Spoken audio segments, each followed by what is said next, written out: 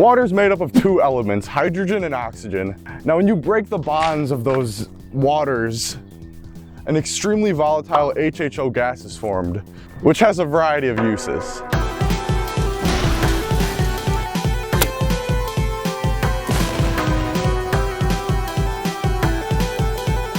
Now guys, quick, before we get into the actual dangerous stuff, do not try any of this at home. I have a PhD in chemistry.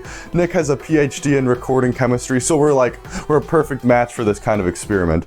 If it sounds like I have no idea what I'm saying at all, it's probably because I don't. I took chemistry during COVID and I paid my friend to do like all the tests and all the homework and stuff, so I know absolutely nothing. The HHO2 whatever reactor is actually really simple to make. We need to submerge sheets of steel underwater and hook them up to a power supply. The power supply pulls the electrons out of the anode and pushes them into the cathode. The power supply forces the water molecules to split into a positively loaded hydrogen ion and a negatively loaded hydroxide ion.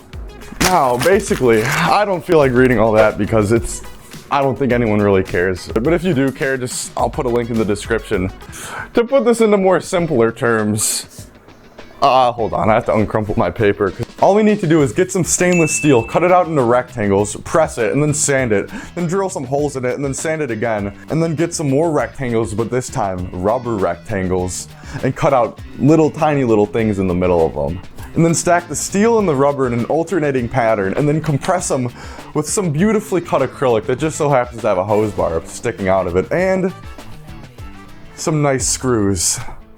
Didn't actually buy stainless steel, I bought non-stainless steel, so look, it's rusting.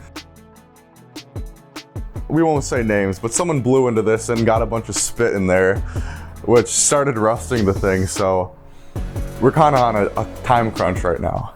So the reactor's all done. Off camera, I did the bubbler thing. So yeah, we're gonna load it up right now. Oh no, it's leaking water, no. Oh crap. So yeah, I mean, it's a little janky right now because it leaks, which probably is not that good, honestly. It's hooked up right now to the battery, but it's just not working for some reason. And yeah, there's also a leak in it, so let's go back to the lab. Now my first guess is that the gaskets just didn't work because it did not store water at all, it just all leaked out. I think that the reason that no hydrogen was being made at all is because, so with this new design, we downgraded only 4 plates instead of whatever the other one was, like 10, 12. But, I mean, I'm guessing this is still gonna be a lot better. There's a bunch of caulk in here, making it all airtight. So yeah, we're gonna fill this thingy up with distilled water. And, yeah.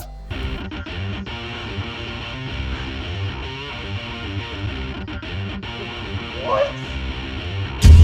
So if you didn't know, which I actually didn't know, distilled water isn't conductive because there's no minerals or anything in it. So I probably didn't have to destroy the last one because it probably worked. So we're gonna replace the water with some fresh,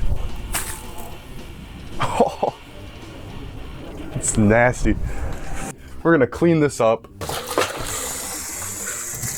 So we know it's working, look at this. There's little hydrogen gas bubbles forming. I'll see if I can get a close up. See, look at the bubbles. I'm gonna replace the water again, just to clean it off because it's disgusting, and then sand these things down so that they're not corroded, and then it's gonna work, guys.